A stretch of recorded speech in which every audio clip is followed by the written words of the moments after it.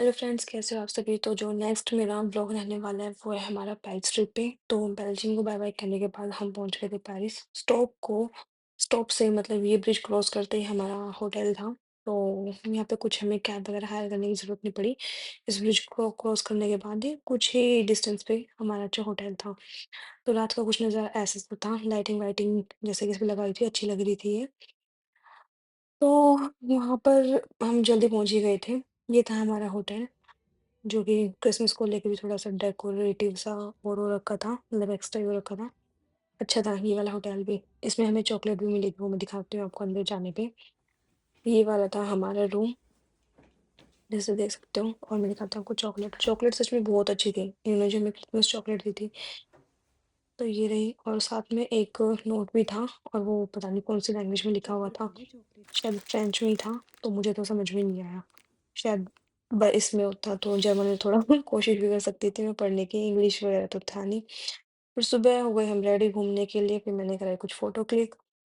फिर क्योंकि भाई सिर्फ इस ड्रेस में मैं जा नहीं सकती थी, तो मुझे अपना हुलिया चेंज करना पड़ा। और हाँ, हम बाबू बेटे की ट्रेनिंग भी हो गई थी।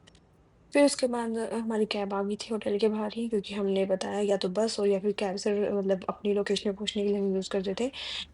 और तो फिर कैब हमारी आ गई, और ये जो कैब वाला भाई था ना, वो बढ़िया था। उसने एज़ अ टूरिस्ट गाइड, जैसे टूरिस्ट गाइड कर एज़ अ टूरिस्ट गाइडर, उसने हमें पहले से चीज़ें बता दी थी, यहाँ पे क्या-क्या घूमने की है, कहाँ पे कौन-सी चीज़ पास में रहेगी, अगर आप 1 दिन के लिए या 2 दिन के लिए रुक रहे हो, तो आप कहाँ-कहाँ घूम सकते हो।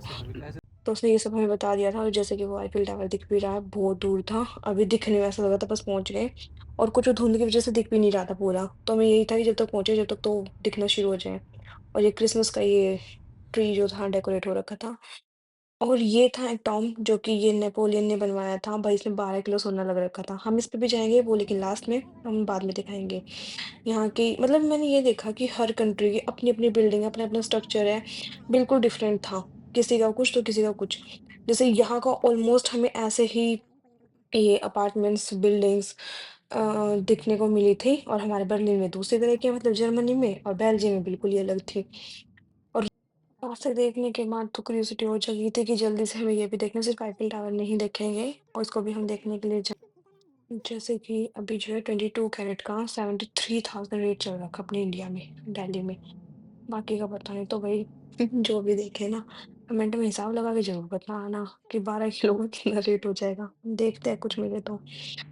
फिर उसके बाद फिर से ये बिल्डिंग फिर से स्टार्ट हो गई, जो मुझे लगा ये थोड़ी सी अलग है, तो इनको मैं कैप्चर करती हूँ। तो मैंने इनको भी कैप्चर किया था।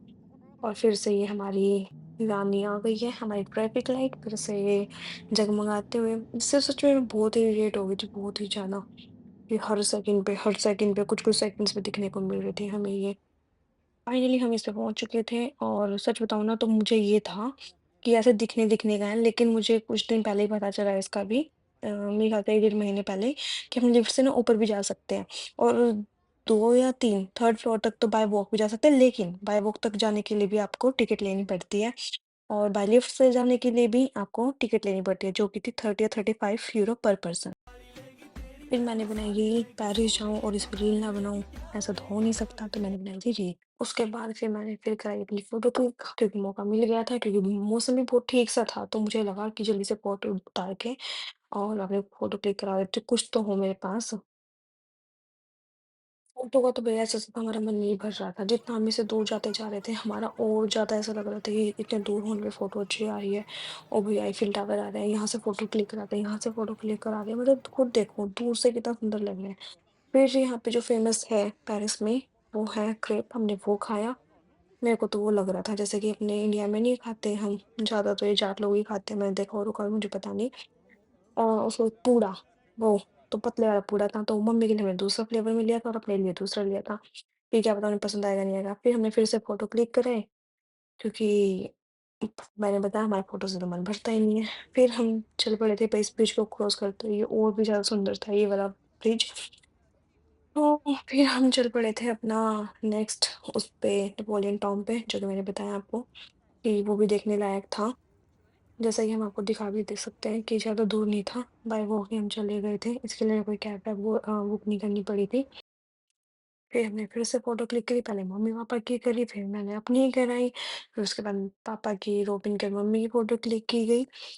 तो फिर मैंने फिर से अपनी और रोमिनी की सेल्फी ली और बाहर से तो भई ये कुछ इस तरह का दिखता था और अंदर से ये कुछ ऐसा-सा था। तो आज के व्लॉग में इतना ही, मिलते हैं मेरे नेक्स्ट व्लॉग में, तब तक के लिए बाय-बाय। और भाई लाइक, शेयर, कमेंट करना प्लीज़ मत भूलिएगा, ज़रूर, ज़रूर कीजिएगा। Thank you.